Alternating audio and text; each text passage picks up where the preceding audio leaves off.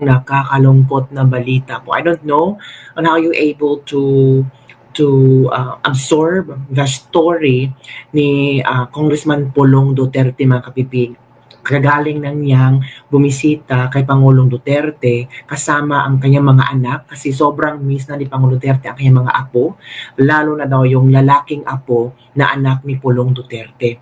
Alam niyo ba, kabibig, kung ano ang ibinalita ni Congressman Pulong Duterte?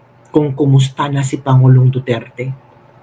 Nako, nung pagbisita na Pulong, hindi pa nakapag-breakfast, nakapag-lunch si Pangulong Duterte at kanyang itinulog na lang yung gutom, mga kapipig.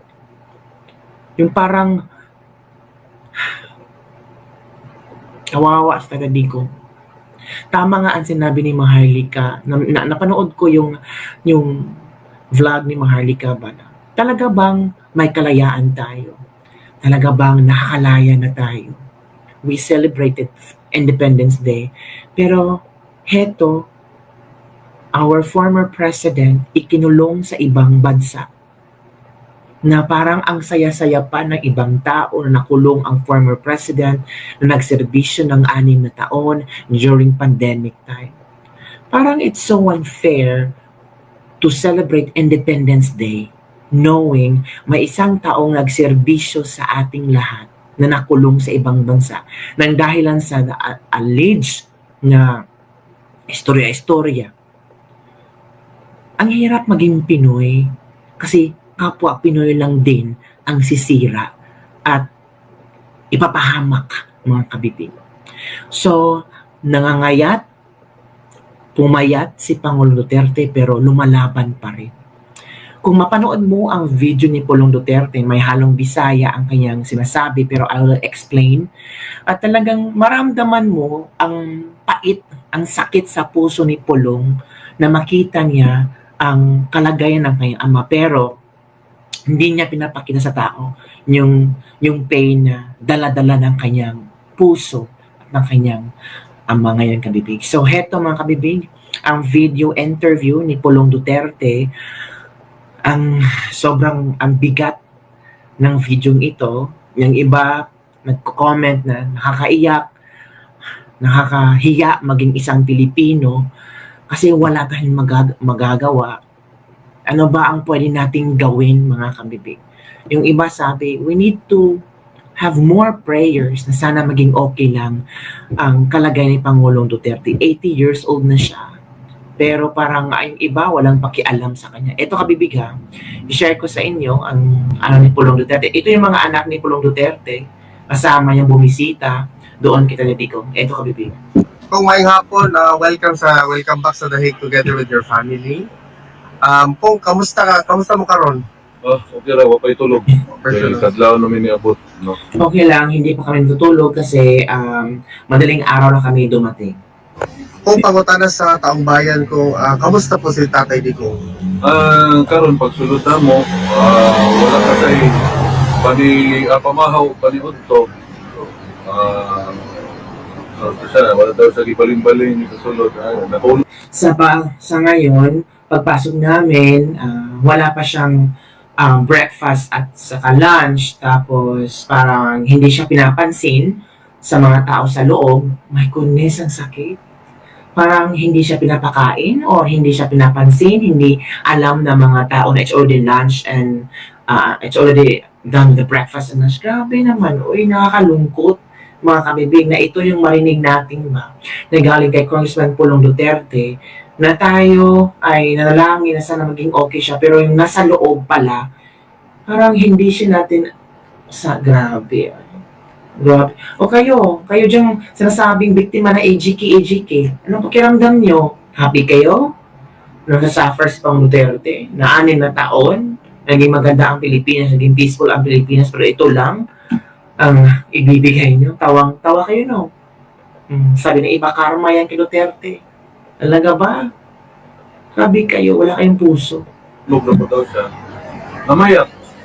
Payat sa karon. Mas payat sa itong last time. Ang ginawa ni Duterte kasi hindi siya pinapansin na kasi it's already lunch already, tapos na yung breakfast, tapos na yung lunch, pero hindi pa rin siya pinapansin, itinulog na lang niya. Pumayat, nangangayat si Pangulong Duterte, mga kabibig. Yan ang sabi ni Pulong Duterte. Madrigo. Kung naisdutan ba ninyo ang celebration sa Independence Day, does you have anything to say about Wala man yung istorya na. Ang iyamang istorya kaniman mo na yung mga apo. Kaya dugay sila wala. The interviewer asked kung, Sir, did you ever talk about the Independence Day celebration? Pero sabi ni Pulong, we never talk about that kasi excited si Pangulong Duterte makausap ang kanyang mga apo, most especially itong lalaking apo. Labi na ning laki. Was he very happy, sir, na nakita niyo? Oo. Meron bang mensahe pala ang dating Pangulo, sir, sa mga kababayan natin? Karon ang iyang mensahe nga alagaan daw ang Pilipinas, alagaan ang Pilipino, kay kami, kami mga politiko, muagi rami kaming kalibutan na. Importante nga Pilipinas matarong during our time. Sabi ni Pangulong Duterte, alagaan ang Pilipinas, alagaan ang mga Pilipino kasi kami mga politiko ay we're just matatapos din kami. Parang later on, mawawala din kami. Ang tanging maibibigay lang namin yung legasiya, yung pag-alaga at pagprotekta ng sa mga Pilipino. Was there a big difference po doon sa pagbisita mo before the now kay Tatay Digong? Dako kayo yung ipayat. Pero okay man siya. Okay mo storya, sige binuang, sige pagkatawa. Okay man. Sobrang pagpayat ni Pangulong Duterte, pero okay naman siya, lumalaban, makapagsalita naman siya, grabe siya magbibigay ng mga jokes. Kung marami pong salamat, any mensahe po sa mga kababayan natin kung galing sa iyo? Gikan sa ako, dagang salamat kaninyong tanan. Muhangyo ko ninyo nga padayon ang atong pag-ampo para sa kalusugan ni Presidente Rudy. Dagang salamat sa inyo. Maraming salamat, sir. Ma'am, welcome. Ang sabi ni Congressman Pulong salamat sa inyong lahat na patuloy na sumusuporta at salamat na yung mga taong nagpe-pray para sa kalusugan ng kanyang ama. So yun po mga kabibig, ang statement, ang bagong impormasyon ni Pulong Duterte hinggil kay PRRD. Parang parang nakakaiyak. Yung parang ang sakit sa puso na malaman mo na itinulog na lang ni tatay yung gutom niya for lunch at saka breakfast. Kasi hindi siya pinapansin. Kung sabi sa pa wala gibali-bali, it means hindi siya pinapansin. Ang kaya lang natin, we continue to pray na sana bigyan siya ng strength ni Almighty Father. Yun lang talaga ang mga kaya.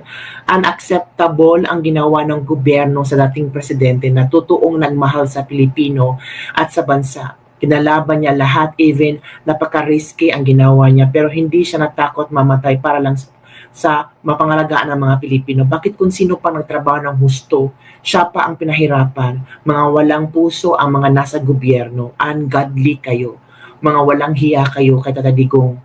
Lang naman ang naramdaman na may gobyerno. Hindi man perfect, but he did his best. Diyos ko, paano na kaya si tatay ngayon? Diba? Sending my love and prayers, bibiin kung ano ang mayari ka Tatay Digong, nako, maghanda-handa ka na.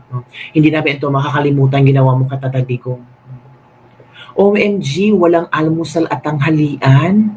Kawawa naman si Tatay Digong. Sabi na isa, naniwala ka naman kay Pulong, baka drama lang yan. Uy! Talaga, magdrama si Pulong in front of social media, in front of so many people waiting for the update. Grabe naman kayo. Ang isip nyo ba? Grabe, no?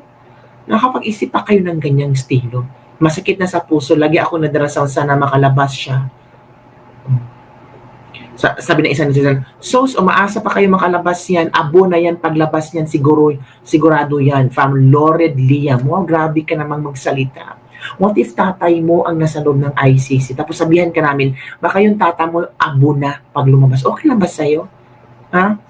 Hindi mo kasi iniisip mga sinasabi mo eh. Basta lang makapag-bash kayo at masaya kayo. What if mangyari sa tatay mo? Diba? Or lolo mo? Diba? Hala, hindi siya pinapakain means hindi siya inalagaan ng maayos?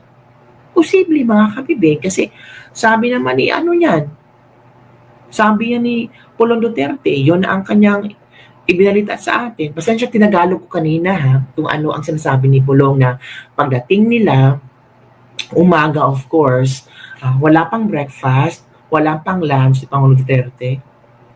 Tapos parang hindi siya pinapansin or parang nakalimutan.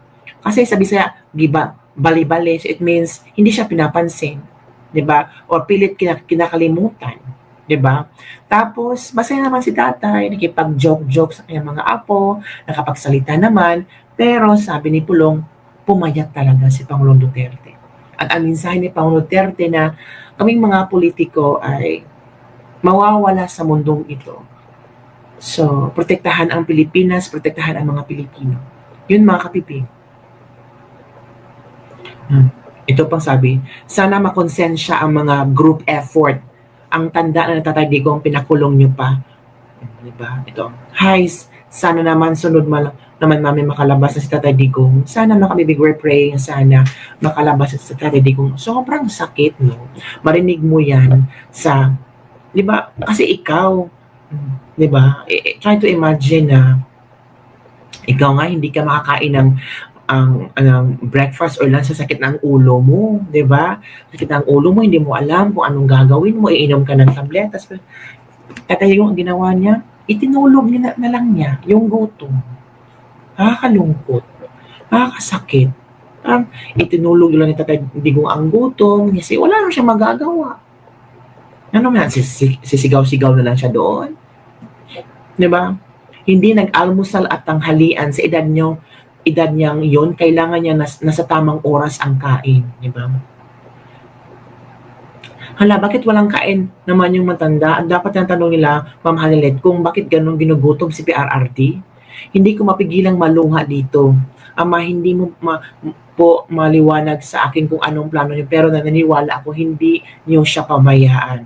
Kawawa si Tatay Digong, 80 years old na, tapos hindi pinapakain. Tapos mag-maintenance pa siya, iinom pa siya ng gamot, tapos walang kain, nakakadurog ng puso. Totoo mga kabibig, no? Iinom pa siya ng gamot, tapos walang laman ang sikmura. Diba na? So, ang sakit. Parang, hindi ko mawari yung klaseng mga tao nandun. Diba? Alam nyo, sabi ni Atty. Harry Roque, may pananagutan ang Dutch government. Kasi nakipag-alyansya sila sa ICC. Diba? Sana maisip din ng mga legal counsel ni Pangulong Duterte na sampahan ng kaso itong mga Dutch government. Naawa talaga ako kay Tatay Digong. Naawa talaga ako sa ating dating presidente, mga kabibig. So, lalo tayong ang ating kailangan, pagpatuloy natin ang pag-pray na sana maging okay si Tatay Digong, na sana bigyan siya ng more strength, na sana makakauwi na siya or maaprubahan na yung interim release order niya. Kahit sa ibang bansa lang siya makatira, at least doon malagaan siya ng tuluyan, makakain siya ng tamang oras, kasi may mga iinumin siyang mga tabletas, medicine. At least man lang, happy tayong makita siya na in good hands siya, inaalagaan siya. Kumpara dito na sa loob ng kulungan, hindi pa nga siya nakakain ng umagahan, tanghalian, itinulog na lang niya. Parang ang sakit ng dating presidente na siservisyo sa Pilipinas. Tapos ito yung maging gante ng kanyang, ano pang ginawa niya para mag-suffer siya ng ganito. Diba mga kabibig? So, patuloy pa rin nating manalangin para makalabas si Pangulong Duterte. I'm sure malapit na yan. Oo. Baka kulang pa ng more prayers para dinggin tayo ng ating may kapal. So, yun lang kabibig ang ating Libag for the day. Ang sobrang sakit mga kabibig galing sa update ni Kong Pulong. Yun, Makasakit talaga kami. Kakaiyak. Yun lang kabibig. Don't forget to like, subscribe, and share this video. Sana maging okay si Pangulong Duterte. Sana mga kabibig. Kakaiyak.